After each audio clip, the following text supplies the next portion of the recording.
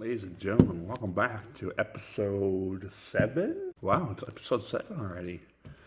To another episode of Snow Day Sports. We are actually in person together for this one. First time, and could be the first, and might be the only time for a long time that we get to do an episode in person here. Things lined up. I was able to come down and spend the last few days together, but let's jump right into, some things going around Minnesota sports, but we're going to start off outside of Minnesota sports. Timberwolves are involved in this, but not exactly in a significant way. They are involved, and that is around the Kevin Durant trade. Max, what do we got here? So we've known about this Kevin Durant trade for about a while now. It's been a long time. We knew this was coming. It was just contract implications.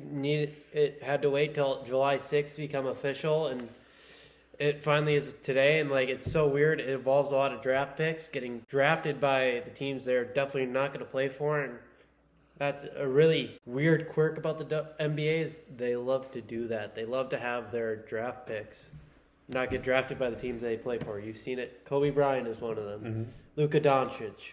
All of these guys get drafted by teams that they just have no affiliation with, and it's weird. And Kevin Durant is now going to join a really good Houston Rockets team who was just a 2 seed in the Western Conference. They didn't win a playoff series, but they were the 2 seed. And then the Suns are kind of just trying to get some assets. They don't have a lot of rebuilding assets that they desperately need, as they are just struggling right now. Couldn't even make the play-in game. And Dalton, can you list off the 7 teams involved in this trade? Well, good Lord. So the Rockets, obviously. Suns, obviously. The Nets are in there with multiple draft picks. The Warriors got involved somehow. The Atlanta Hawks got involved with Minnesota native David Roddy heading that way. The Lakers somehow got involved. Timberwolves got involved. Yeah, that's 7 teams. You don't see that in a lot of sports. I believe it's the first one ever in the NBA. Yeah. And probably the first 7-team trade ever in professional sports.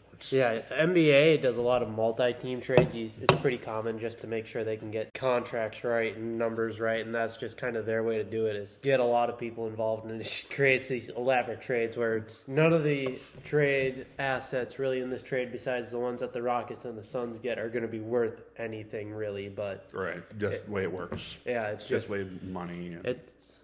They have to get the numbers game right, and this is their way of doing it. That's why I can never be a GM in the NBA. There's way too much going on that I don't understand. Way too many headaches.